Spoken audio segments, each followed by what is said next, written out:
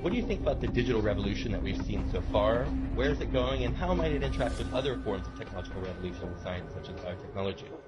Well, in the coming years, computer chips will cost as little as a penny.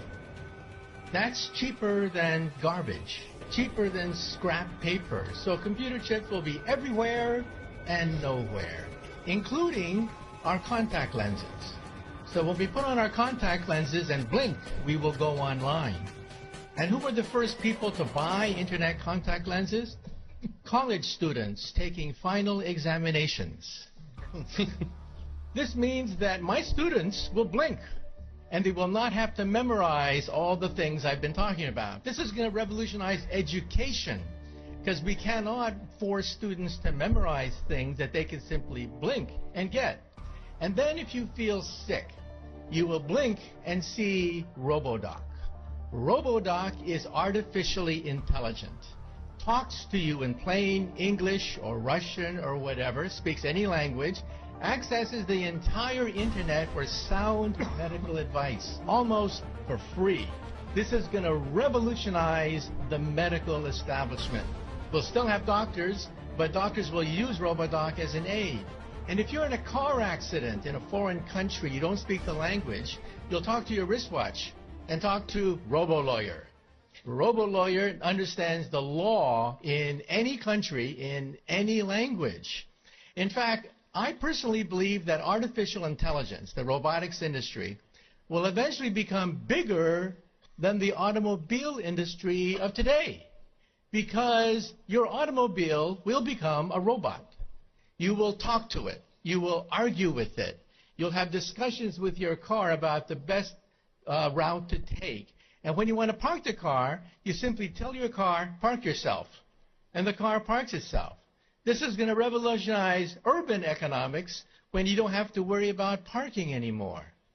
And then the next organ to be digitized is the brain. You may not know this, but 2 years ago, scientists were able to upload the first memories. Memories can now be uploaded and downloaded. This makes possible BrainNet. BrainNet could be the next step in the evolution of the internet. Instead of zeros and ones, instead of text, you'll put emotions, feelings, sensations, memories. Teenagers will go crazy. Teenagers put happy faces at the end of every sentence. Why bother to do that when you can put the emotion of your first dance, your first kiss, your first whatever, right there on the internet? And so in the future, when you walk into a room, you will mentally command the internet. You'll take dictation mentally. You'll turn things on, turn things off, communicate with other people. People will think of you as a wizard of some sort, mentally communicating with everything around you. That's BrainNet. And then biotech is being digitized now. We can create a human body shop. We can create from your own cells, so there's no rejection mechanism. We can create skin, bone, cartilage, noses, ears, blood vessels, heart valves, bladders. Complete windpipes can be grown in the laboratory. The next organ to be grown, by the way, is the liver. So for all you alcoholics in the audience, take heart. We may be able to grow your next liver. So even the economy is now being digitized into something I call perfect capitalism. You see, capitalism is based on supply and demand. But you don't know who's cheating you when you buy something. You don't know what the profit margin is. In the future, your contact lens will scan everything in a store, tell you who's cheating you, tell you who has the best product, what is the profit margin on every single thing that you can scan with your contact lens.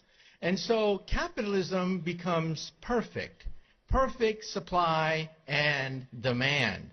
This means that there are winners and losers. The losers will be middlemen.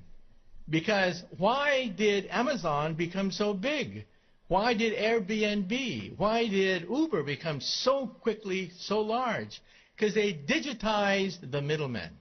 So I tell my friends, if you want to become a billionaire, take an industry. Take any industry. Write down all the places where there's friction, where there is middlemen, where there's obstruction, where there's frustration. List all the places in any industry, digitize it, and you too could become another Amazon founder. Thank you, Professor.